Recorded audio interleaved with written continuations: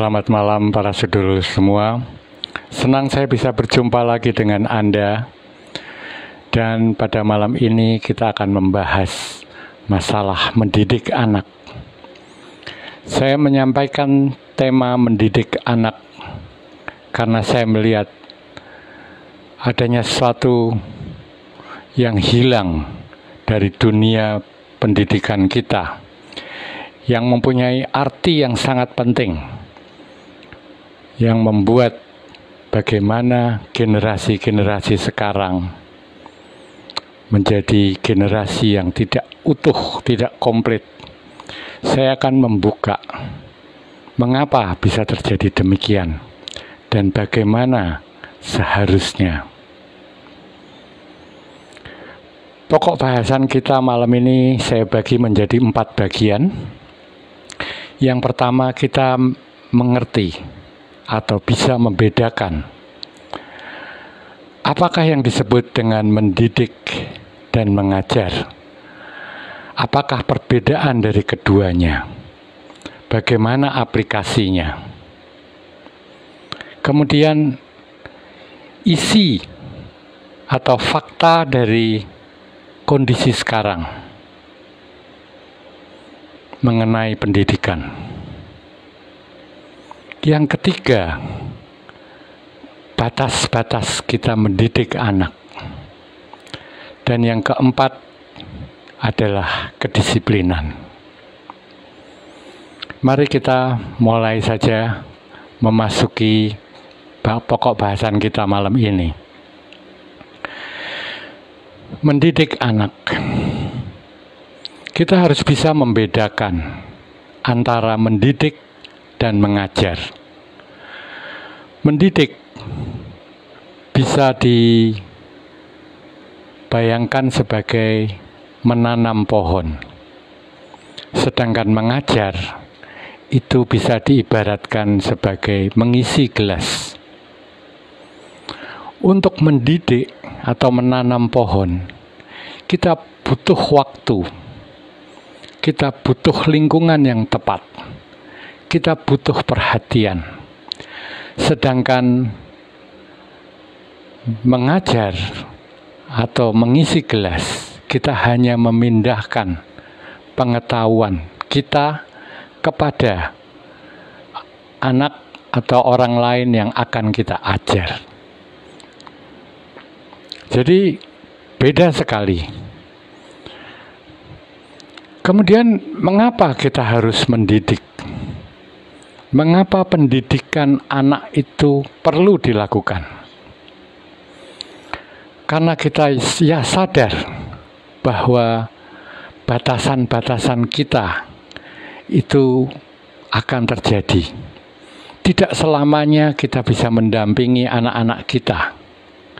Sehingga pada waktu kita sudah tidak bisa mendampingi anak-anak kita, anak-anak itu harus bisa berfungsi dalam kewajaran dan batas-batas masyarakat.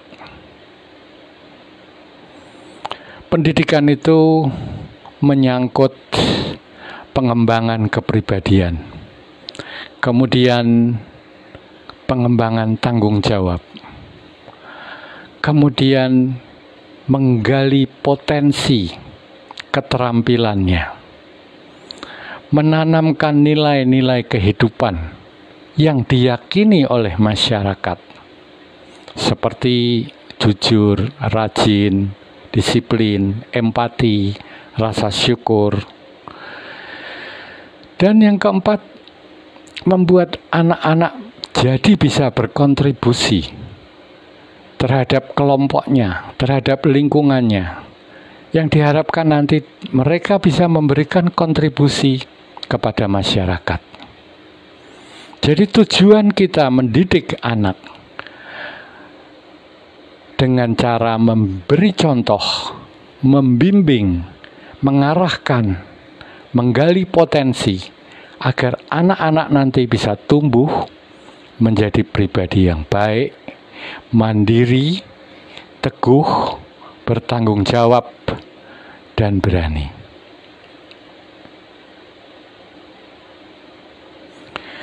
Namun kita lihat, sekarang kita mengecilkan skop kita ke masyarakat di mana kita berada, yaitu Indonesia tercinta ini.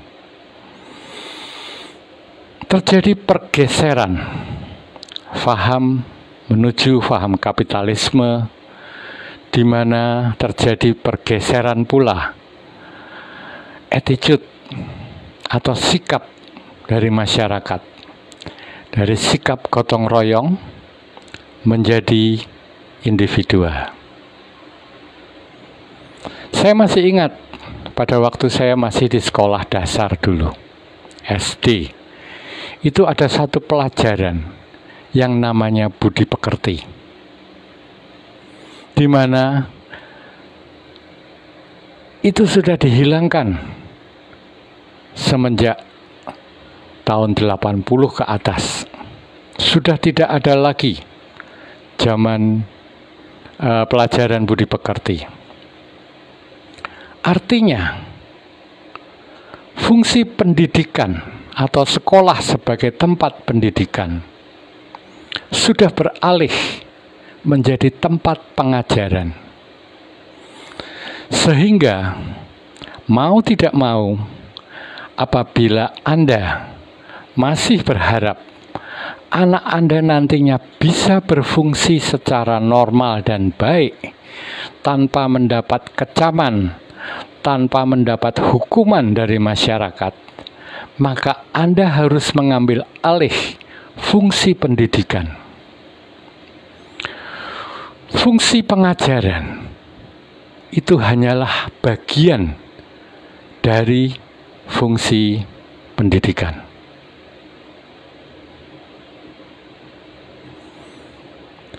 Sehingga Anda bisa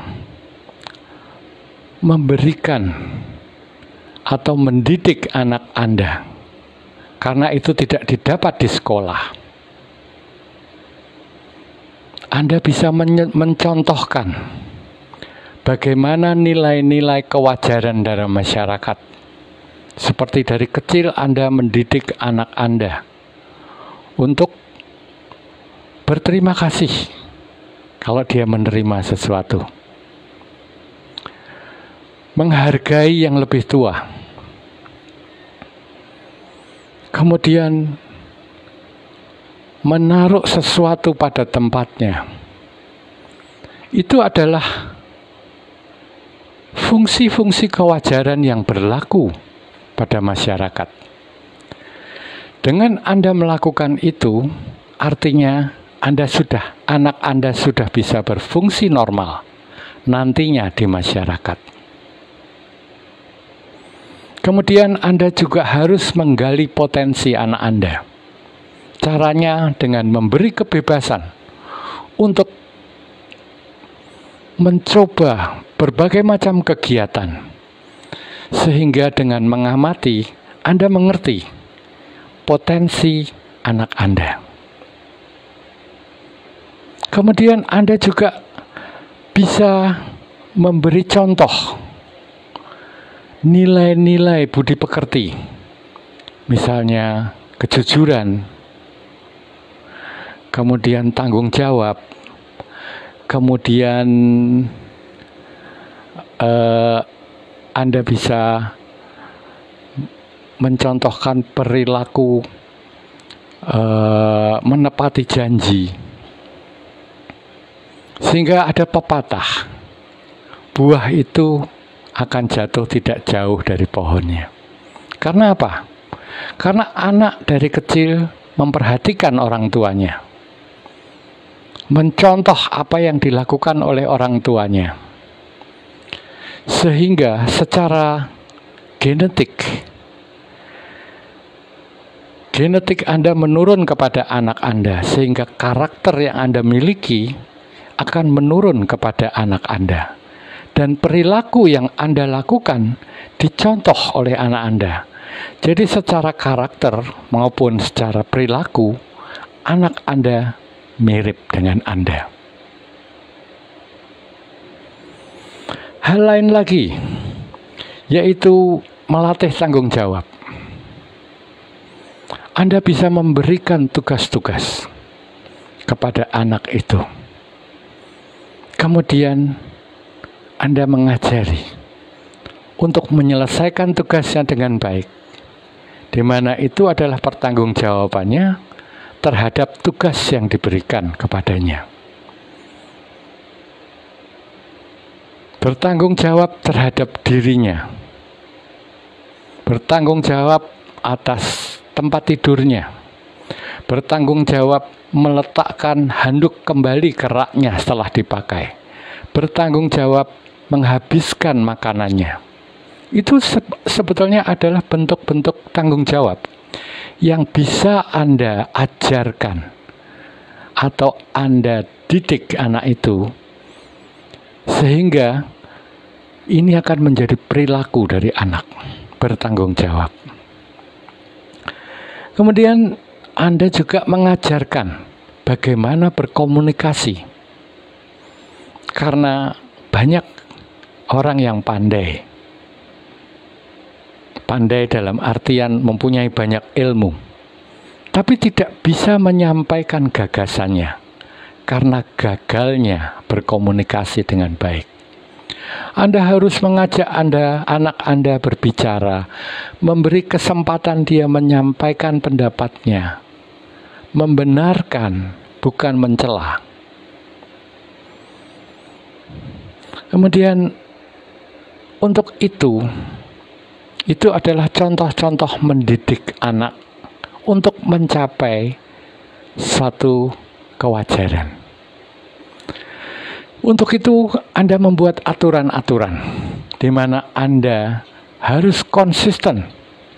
Tidak boleh hari ini mengatakan begini, besok mengatakan begitu. Namun Anda sendiri harus konsisten terhadap aturan-aturan yang Anda buat. Dan kita akan mengaplikasikannya itu dengan kasih sayang.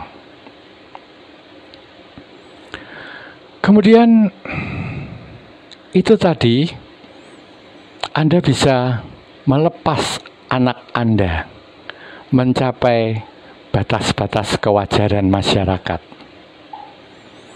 Tentu saja batas kewajaran masyarakat mempunyai nilai yang berubah dari waktu ke waktu. Waktu saya masih kecil, menghargai orang tua, kalau lewat harus menundukkan badan, tidak boleh duduk di tempat yang lebih tinggi dari orang tua. Kaki kita tidak boleh naik pada waktu duduk, di mana itu sekarang sudah tidak diaplikasikan di masyarakat. Karena apa? Karena terjadi pergeseran nilai-nilai dalam masyarakat. Nah, nilai-nilai ini bergeser apabila seseorang tidak bisa mengaplikasikan pengetahuannya, maka tentu saja dia akan kerepotan dalam hidupnya. Dia akan merasa canggung pada waktu bergaul. Dia akan merasa canggung ketika mereka harus memimpin. Karena nilai-nilai yang bergeser ini tidak bisa diadaptasi secara baik. Supaya kita bisa supaya anak-anak kita bisa beradaptasi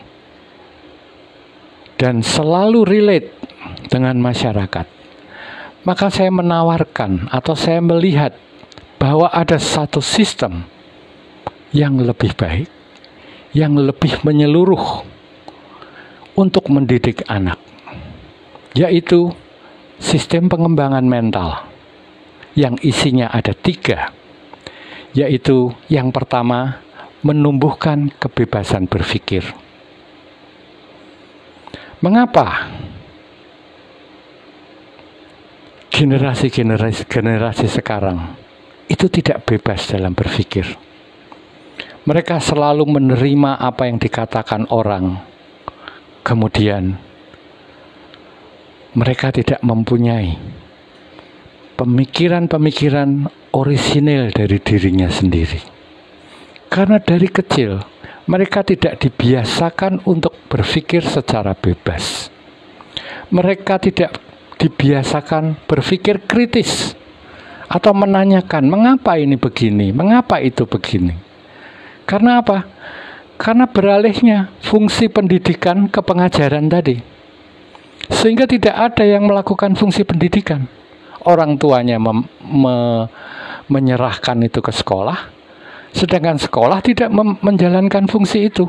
Fungsi yang diberikan adalah fungsi mengajar, pengajaran. Sehingga terjadi satu kekosongan dalam generasi baru itu, yaitu salah satunya kebebasan berpikir. Orang tidak bisa kritis terhadap segala hal, tidak bisa mempertanyakan, betulkah begini? Mengapa begini? Tidak ada suatu kreativitas yang timbul. Sebaiknya begini. Kemudian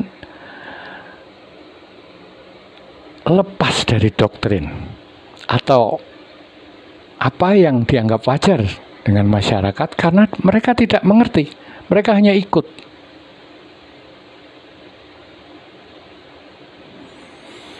Kita sebagai orang tua harus mendorong, bukan marah ketika anak kita bertanya, ini mengapa begini, ini mengapa begitu. Kita sebagai orang tua tidak perlu menjelaskan, tapi kita bertanya ulang. Menurut kamu bagaimana? Ketika anak kita menanyakan, mengapa ini begini? Alih-alih kita menjawab, kita harus bisa bertanya kembali, menurut kamu bagaimana? Kemudian anak itu akan mencoba mengekspresikan apa yang diketahuinya. Apabila di situ terjadi kesalahan, Anda akan mengarahkan, sehingga anak itu menemukan apa sebetulnya, apa maknanya. Jadi kita tidak bertindak sebagai sesuatu yang menjadikan anak kita seperti kerbau yang dicocok hidungnya. Tapi kita mengajar anak itu bagaimana caranya berpikir. Bagaimana menganalisa sesuatu sehingga timbul kesimpulan-kesimpulan. Tanyakan.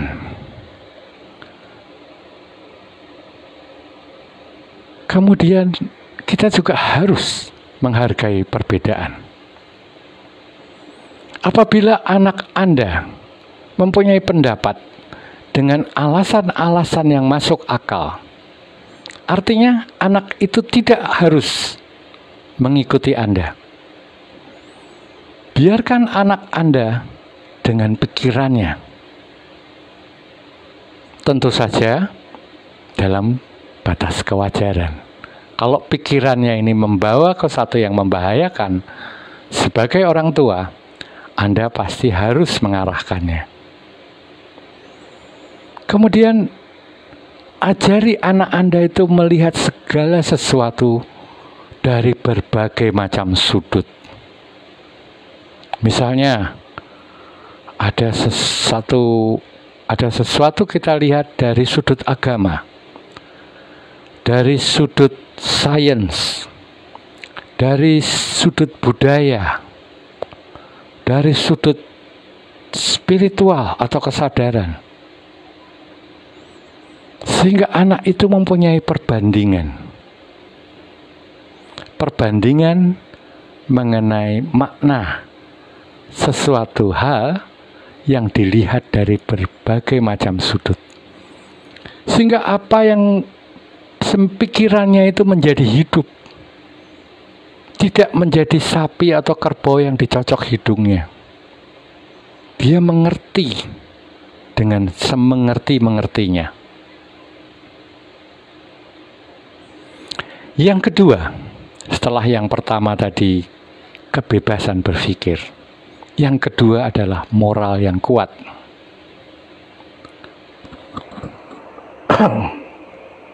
Maaf.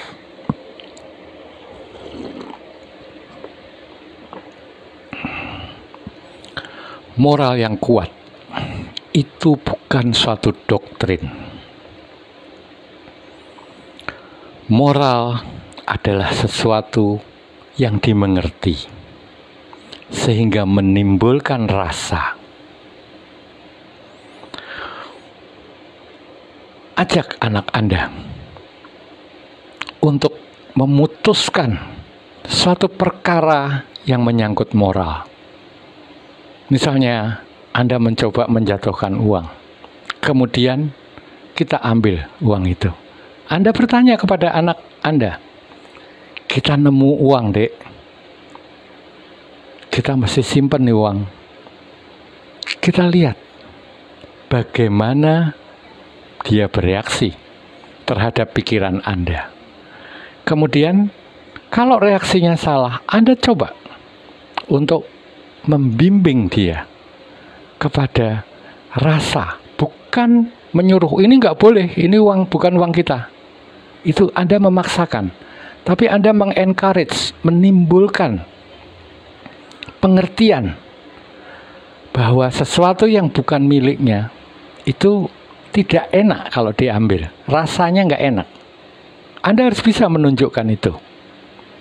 Kemudian jadilah teladan. Contoh. Karena anak itu selalu mencontoh kita, sehingga semua perilaku kita itu harus genuine, harus asli, tidak dibuat-buat, mencontohkan sesuatu yang benar. Tidak berbohong, tidak mabuk, tidak berbuat sesuatu yang kasar, tidak menekan. Itu adalah contoh yang nantinya akan diikuti menjadi perilaku anak Anda. Kemudian Anda juga ajarkan untuk memahami perasaan orang.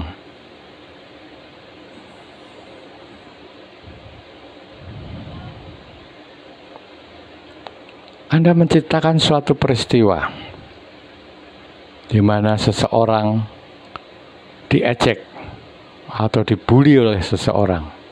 Anda tanyakan, kira-kira bagaimana?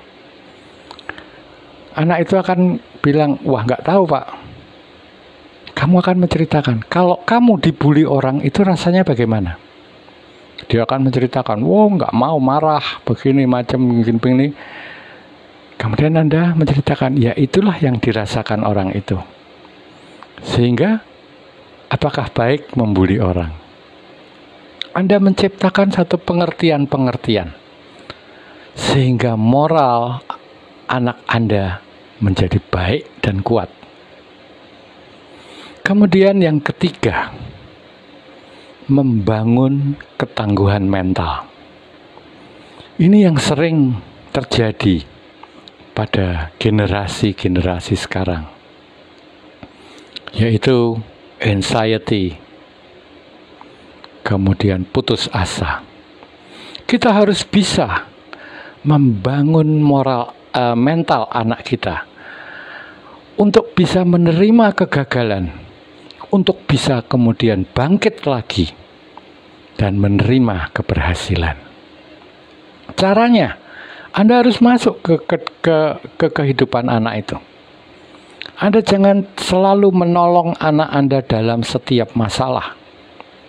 Biarkan anak itu. Dia akan gagal, salah, gagal. Biarkan. Biarkan dia mencoba terus.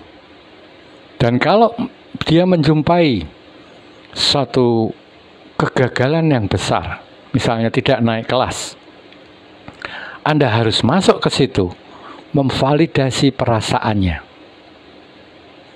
Bapak tahu rasanya kamu gagal. Gak enak sekali. Bapak bisa ngerasain itu. Anda menunjukkan empati Anda. Tapi itu bukan segala-galanya. Kamu mau kan coba lagi? Ayo kita coba lagi sama-sama. Pasti kamu naik. Itu Anda memvalidasi perasaannya bahwa orang gagal itu nggak enak. Tapi Anda juga mengencourage, menumbuhkan satu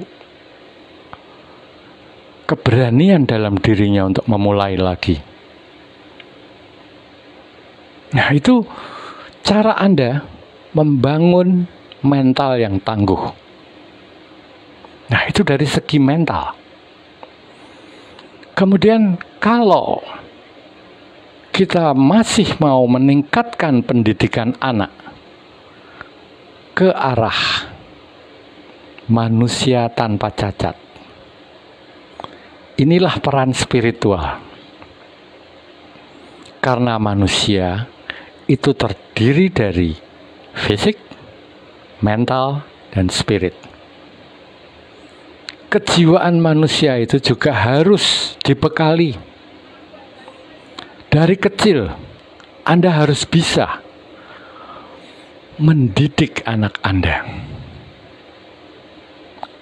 Bagaimana beroperasi dalam wujud spiritualnya.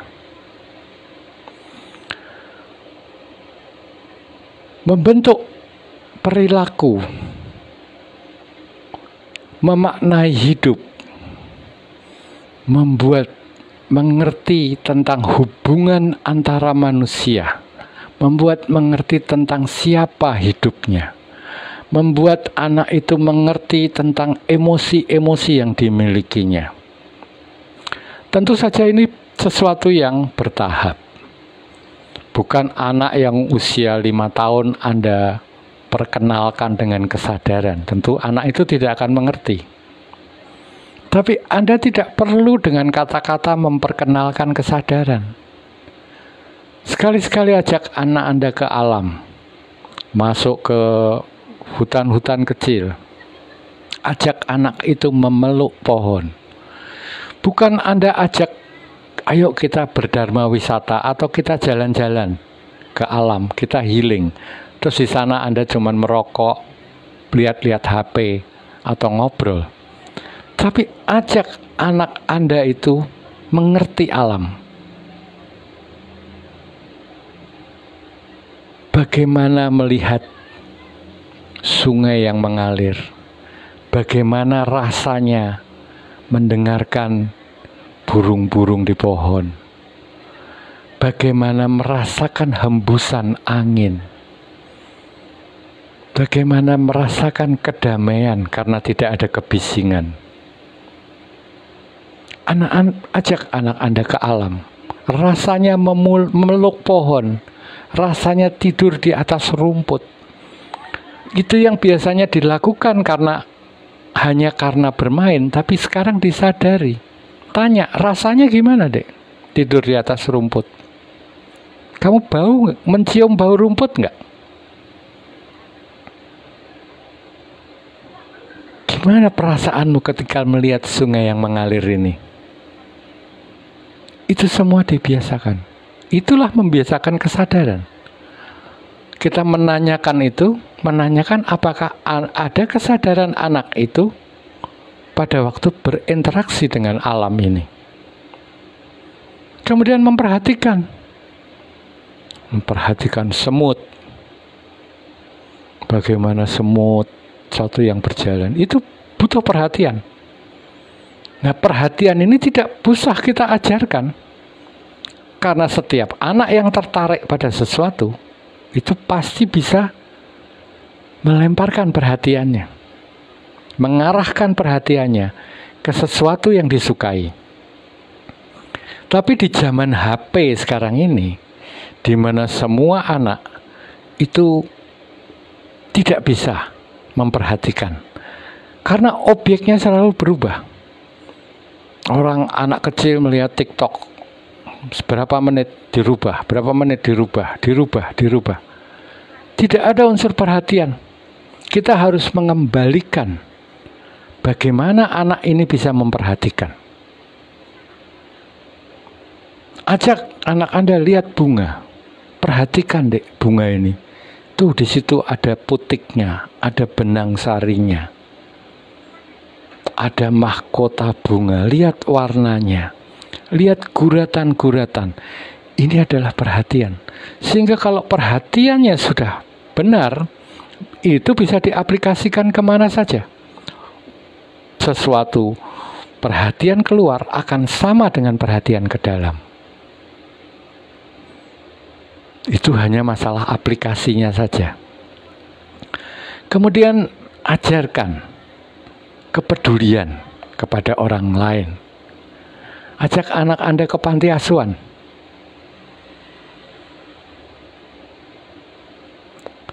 Lihatlah bagaimana anak Anda bisa berinteraksi dengan anak-anak di panti asuhan. Kemudian tanyakan, apa rasamu terhadap anak-anak panti tadi?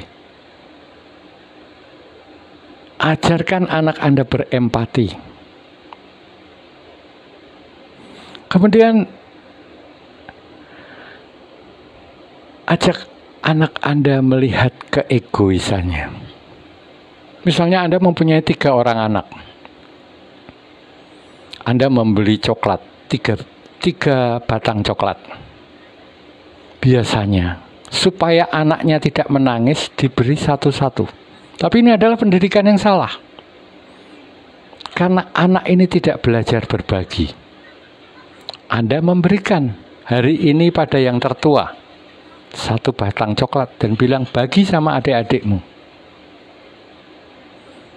Besok berikan pada anak yang tengah, bagi sama kakak dan adikmu. Besoknya lagi beri ke anak yang paling kecil, supaya mereka bisa merasakan rasanya berbagi, rasa berat.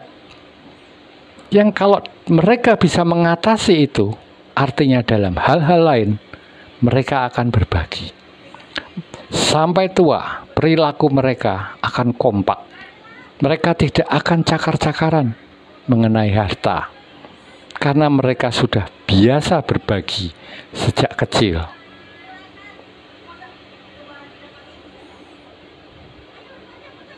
Sehingga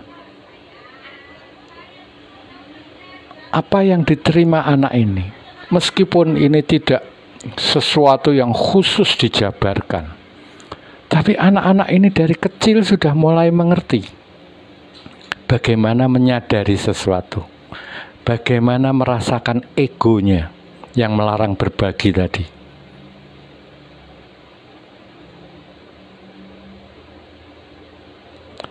Dengan demikian, anak-anak siap. Begitu usianya bertambah, Anda siap untuk memberitahu siapa dirimu. Rasakan tubuhmu. Rasakan emosimu. Kalau kamu marah itu rasanya bagaimana? Kenapa begitu? Anda bisa menerangkan. Kalau kamu takut, itu rasanya bagaimana? Kenapa manusia takut? Segala hal mengenai hubungannya dengan dirinya sendiri, hubungannya dengan orang lain, hubungannya dengan semesta.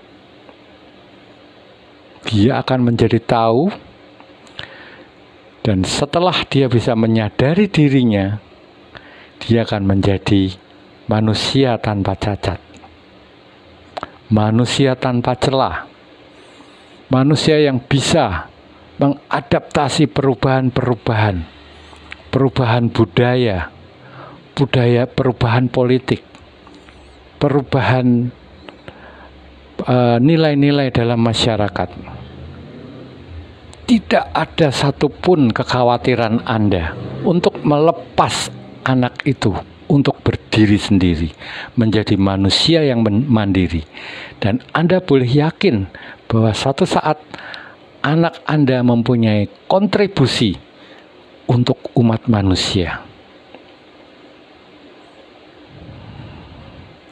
Nilai pendidikan yang Anda berikan kepada masyarakat, kepada anak Anda, itu tidak berhenti kepada anak Anda saja. Tapi apa yang Anda berikan akan memberi warna kepada masyarakat, akan membawa perubahan kepada masyarakat. Semua orang memberi pendidikan yang baik kepada anaknya, masyarakatnya akan berubah, kesadaran masyarakatnya akan tumbuh.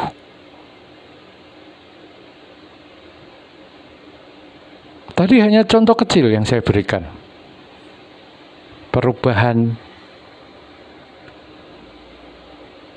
pendidikan menjadi pengajaran. Anda melihat sendiri bagaimana terjadinya kekosongan individu-individu dalam masyarakat.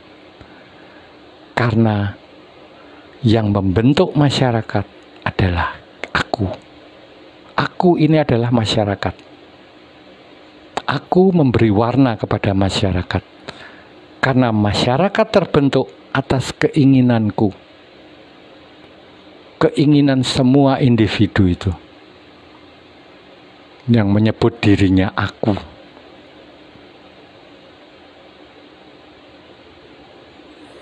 Jadi kalau kita ingin merubah generasi-generasi berikutnya, ajari anak-anak Anda. Apabila saat ini Anda tidak mempunyai pengertian-pengertian, karena Anda tidak pernah mendapatkannya, gali kembali. Perkaya diri Anda, sehingga Anda bisa memberikan kepada anak Anda. Cukup Anda yang kesulitan, mengalami masa-masa sulit dalam kehidupan karena kondisi masyarakat. Masyarakat adalah aku. Jadi bukannya ada aku, ada masyarakat, tapi aku adalah masyarakat. Apapun yang terjadi pada masyarakat, itu tanggung jawabku juga.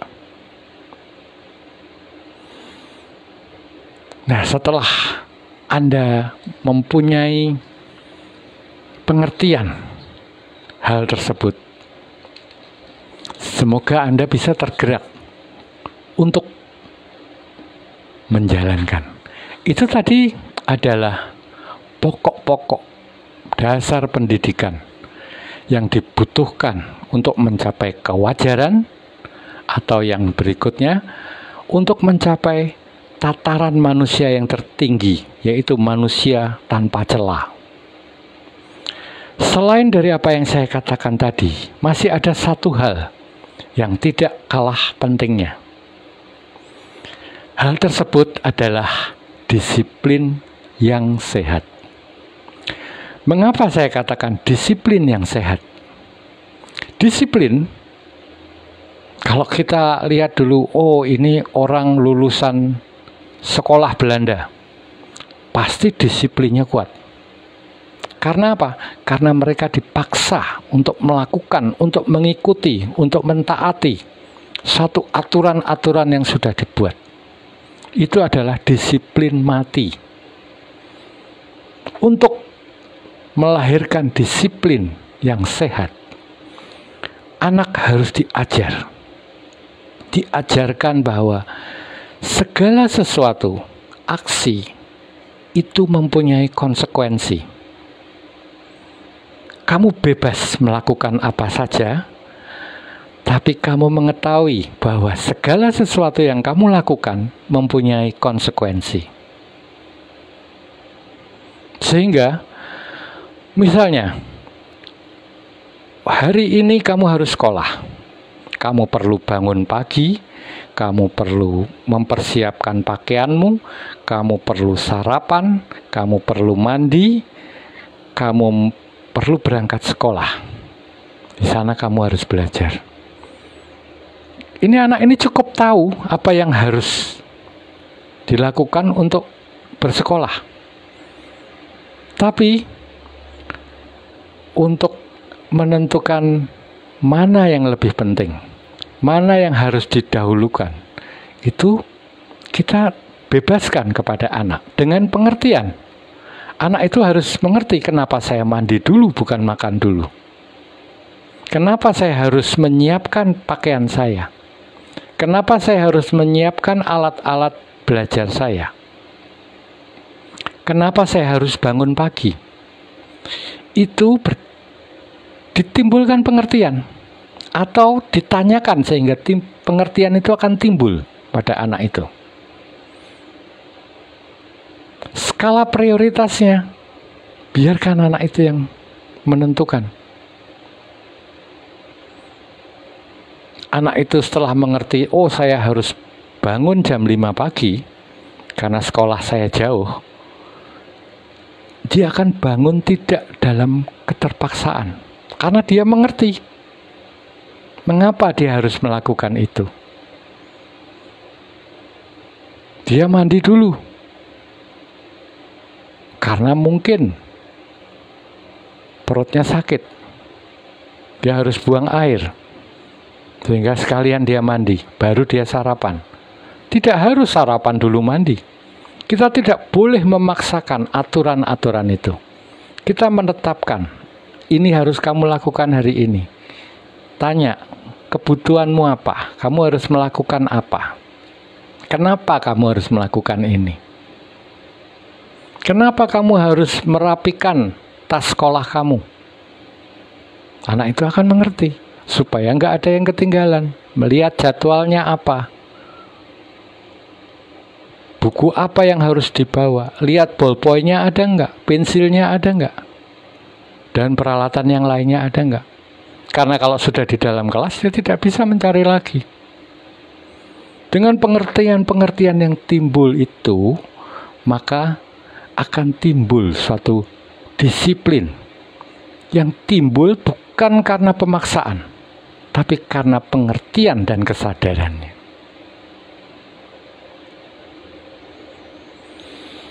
Jadi disiplin itu juga kalau seseorang sudah mengerti dan menjadi disiplin, disiplin itu juga akan menjadi satu alat untuk mengendalikan keinginannya. Dia akan menunda keinginannya, memenuhi tanggung jawabnya dulu. Karena dia mengerti apa akibatnya kalau dia tidak memenuhi tanggung jawabnya.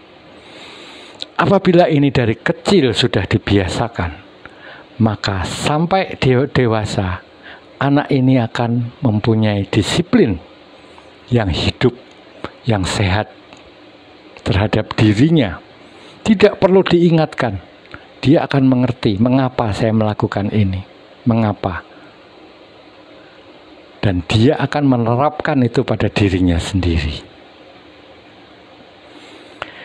Saya rasa cukup sekian pembahasan kita mengenai pendidikan. Semoga menjadikan sesuatu yang baru yang selama ini mungkin belum terlihat oleh Anda, sehingga Anda bisa melakukan apa yang Anda anggap sesuai, cocok, bagus untuk anak-anak Anda, sehingga generasi selanjutnya akan menjadi generasi yang tangguh, mandiri, kuat, bertanggung jawab, dan menjadikan mereka orang-orang yang baik. Wassalam.